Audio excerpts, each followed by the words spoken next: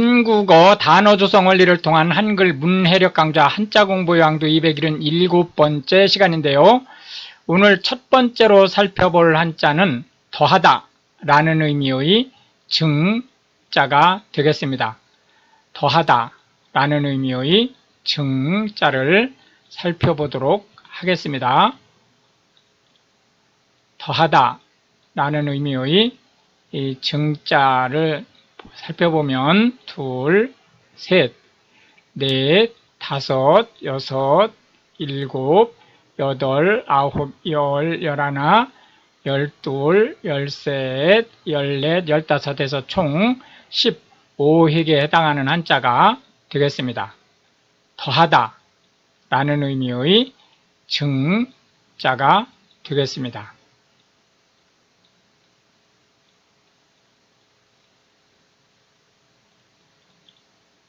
증가되다 라고 하는 것은 양이나 숫자가 늘어나다 라는 뜻이고요.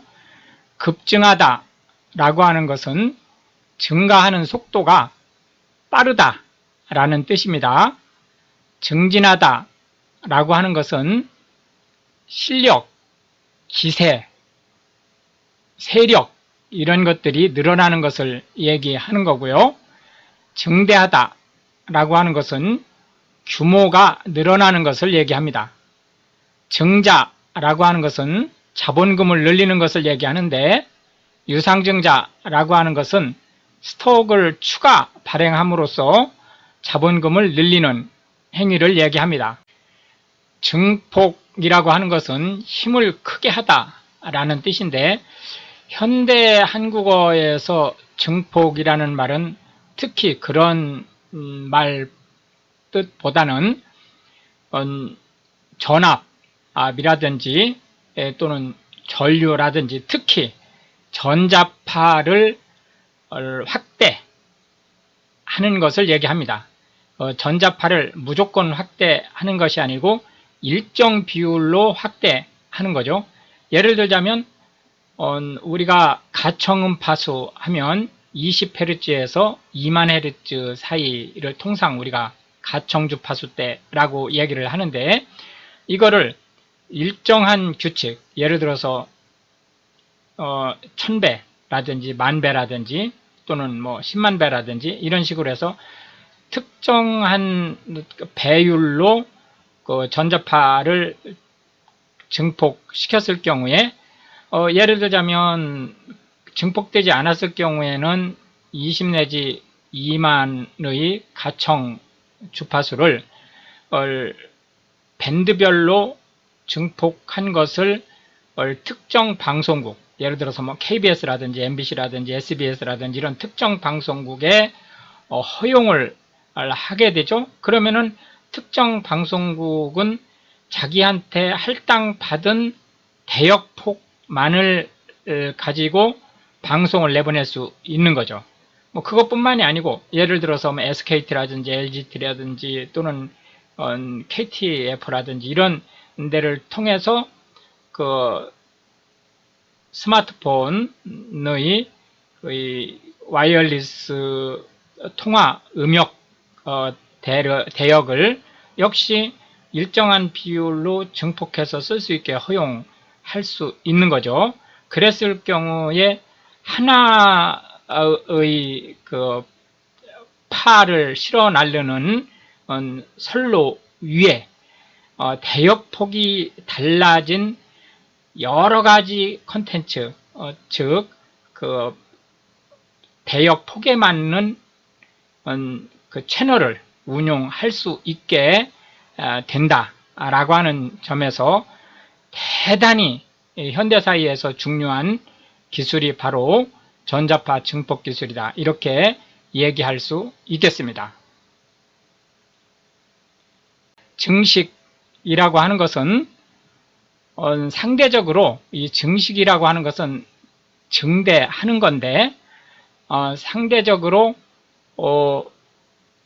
조금 부정적인 경우가 많습니다. 뭐 꼭 부정적이라는 것은 아니지만 부정적인 경우가 많다, 이렇게 보시면 되겠는데, 왜냐하면 이제 증식이라는 말을 쓰이는 곳이 주로 뭐 세균이라든지 또는 뭐 암세포라든지 이런 쪽에 주로 그 쓰이기 때문에 부정적인 경우가 많다. 이제 이렇게 보실 수 있겠습니다. 물론 증식이라는 말이 반드시 그런 세균이라든지 그 뭐 암세포나 이런 데만 쓰이는 게 아니고 식물을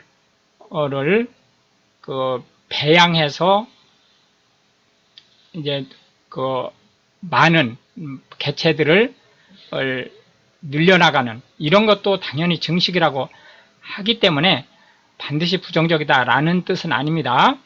할증하다 라고 하는 것은 원래의 비용에다가 어떤 조건이 붙었을 때, 뭐 예를 들자면 택시 같은 경우는 밤 12시가 넘었을 때 이런 조건이 붙는 거죠.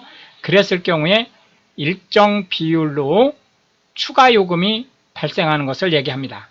증설하다 라고 하는 것은 건축 또는 구축물이 지금 현재 지어져 있는 것으로는 부족해서 더 늘리는 것을 얘기하고요.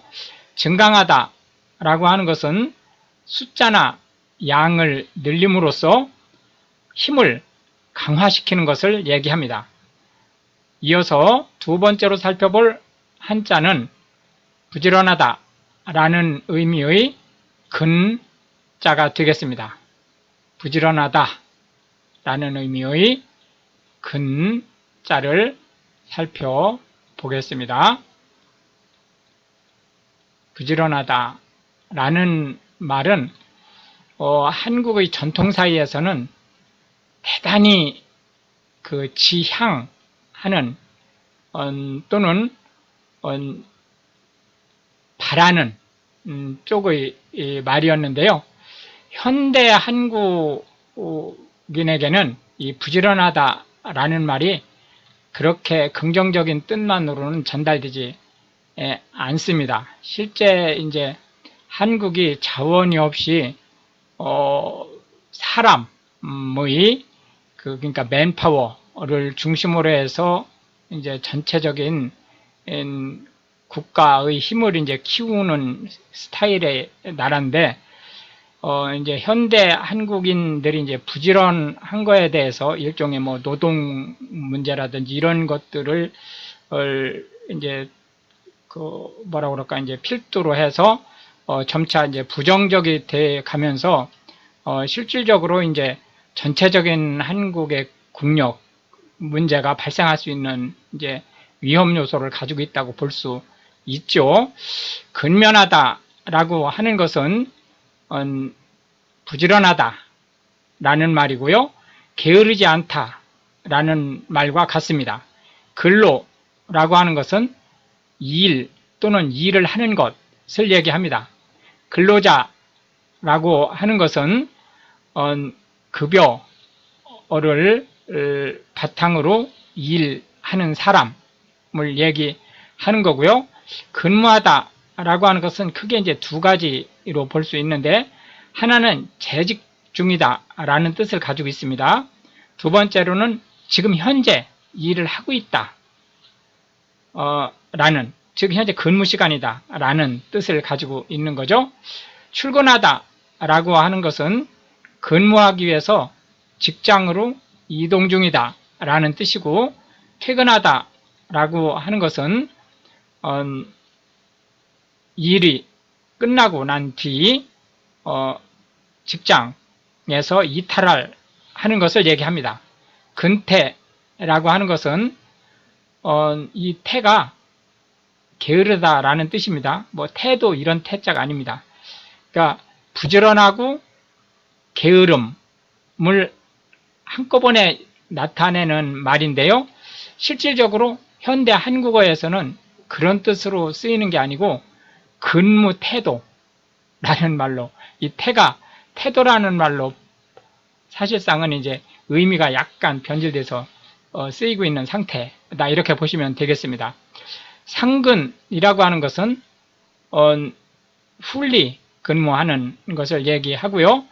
임원은 직원이 아니고 경영 책임을 지고 있는 사람을 얘기하는 거죠. 우리나라, 즉, 그 자본주의 국가에서는 이 임원은, 상근 임원만 있는 게 아니기 때문에 앞에 상근이 붙으면, 풀리 근무하는 임원이다. 이렇게 보시면 되겠습니다. 근무 시간이라고 하는 것은 역시 두 가지 의미를 가지고 있는데요. 아까 요 근무하다 하고 똑같은 상황이죠. 요 근무하다와 근무 시간이 연동되죠. 근무 시간이라고 하는 것은 취업 규칙 또는 노동 계약상 언제부터 언제까지 정규적으로 근무한다 라는 뜻. 여기서 기간을 얘기하는 게 아니고 시간을 얘기하는 겁니다. 예를 들어서 아침 9시부터 저녁 5시까지 일 수도 있고, 또 3교대일 경우에는 오후 10시부터 밤 10시부터 이튿날 새벽 6시까지 일 수도 있죠. 요런 기존 틀에 대한 개념이 하나 있을 수 있고, 또 하나는 현재 근무하는 시간, 근무해야 되는 시간이다 라는 의미, 그러니까 이탈할 수 없다 라는 의미를 함께 가지고 있다, 이렇게 보시면 되겠습니다. 근정전이라고 하는 것은, 이 전은 건물이라는 뜻이고요. 근정이라는 의미는 정치에 근부지런하다라는 의미를 가지고 있는 거죠. 여기서 정치라고 하는 것은 현대사회에서의 그 이권 다툼을 하는 그런 정치가 아니고 백성을 보살핀다라는 의미의 정치입니다. 그런 뜻에서 근정전이라고 하는 것은 우리나라 현재 대한민국이 세워지기 직전의 나라가 조선이죠. 물론 대한제국이 중간에 껴있긴 하지만 대한제국을 일단 넓게는 조선에 포함한다고 볼 때 조선의 제1왕궁이었던 경복궁의 왕이 집전하는 상태에서 그 대신들과 국사를 논의하던 건물 중에서도 그 회랑을 얘기합니다. 그걸 이제 우리가 그 건물 전체를 근정전이라고 얘기한다, 이렇게 보시면 되겠습니다.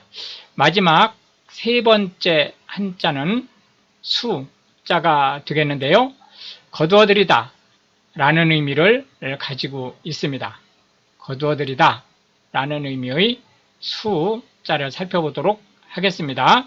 하나, 둘, 셋, 넷, 다섯, 여섯, 일곱 해서 총 7획에 해당하는 한자가 되겠습니다.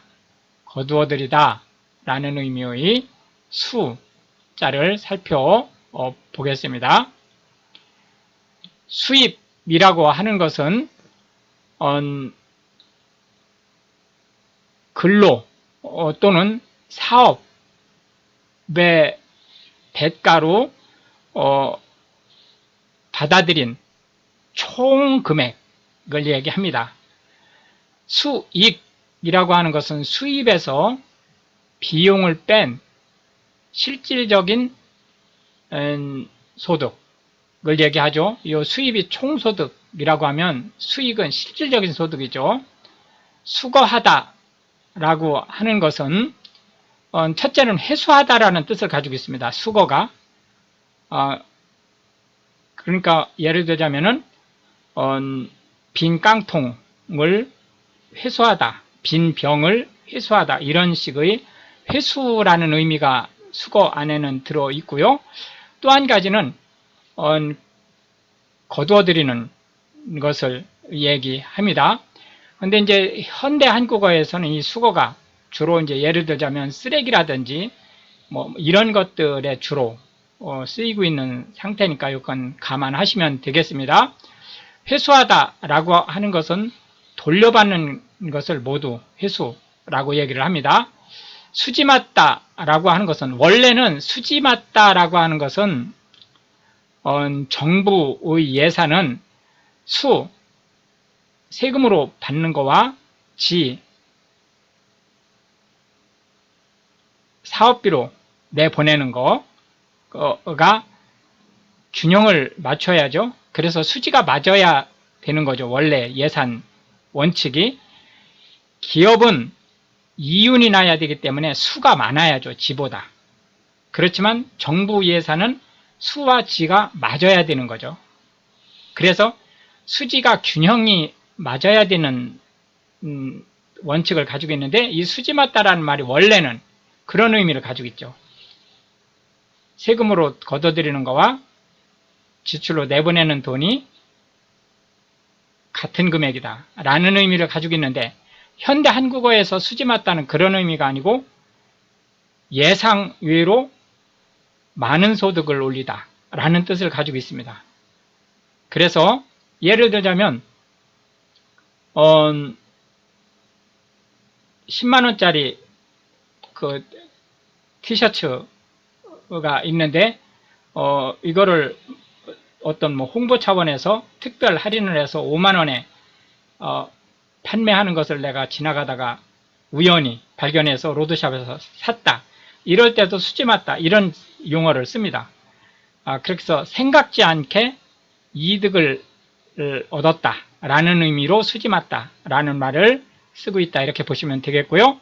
매수하다 라고 하는 것은 사들이다 라는 뜻입니다. 수매하다 라는 말이 있습니다. 이 매수하고 한자는 똑같습니다. 근데 순서가 바뀐 거죠. 수매하다 라고 하는 것은 정부에서 물가 안정을 위해서 일부러 사들이는 것을 얘기합니다. 수납하다 라고 하는 것은 돈이라든지 특정한 물품을 받아들이다 라는 뜻입니다. 수납하다는 주로 은행이나 정부, 지방자치단체의 회계 파트에서 하는 것을 얘기하고요. 물론 기업의 회계 파트에서도 수납하다라는 용어를 씁니다. 그러니까 예를 들어서 세금을 받다, 예금을 받다, 대출금 이자를 받다, 또는 뭐 전기 요금을 받다, 전화 요금을 받다 이런 것들을 모두 수납, 특정한 그 절차와 틀에 의해서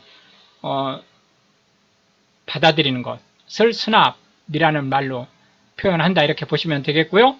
흡수하다 라고 하는 것은 빨아들이다 라는 뜻이에요. 원래는 빨아들이다 라는 뜻이죠.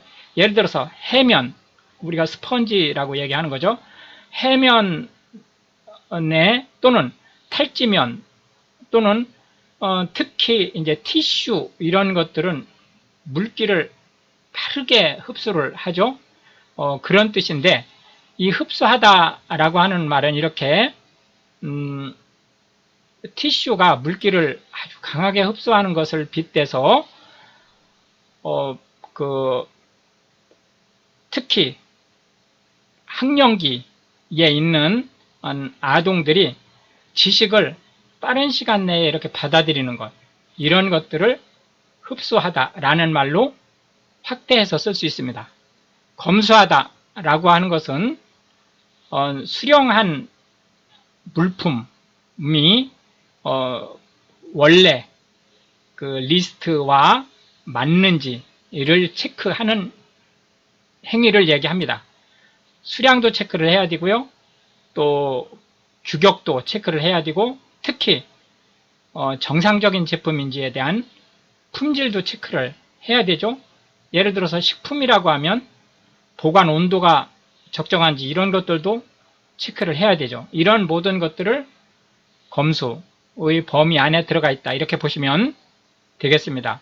추수감사절이라고 하는 것은 기독교에서 1년의 사업, 농사 또는 그 근무 이러한 것들, 일상생활에 대한 전반적인 어떤 그 일을 위한 이제 수입에 대한 감사 표시로 하나님께 특별한 예배로 드리는 날을 얘기합니다. 이렇게 해서 이제 오늘도 우리는 세 개의 한자와 한자와 각 한자에 대해서 현대 한국어에서 쓰이고 있는 10개씩의 단어들을 살펴보았는데요. 이것이 한글 문해력 향상에 도움이 되고 특히 외국인으로서 한국어를 배우시는 분들한테 한국어 단어가 어떤 원리를 통해서 만들어지고 또 파생되는지에 대한 보다 정확한 의미를 전달할 수 있게 되기를 바라겠습니다. 시청해 주셔서 감사하고 우크라이나를 위해 기도해 주시면 더욱 감사하겠습니다.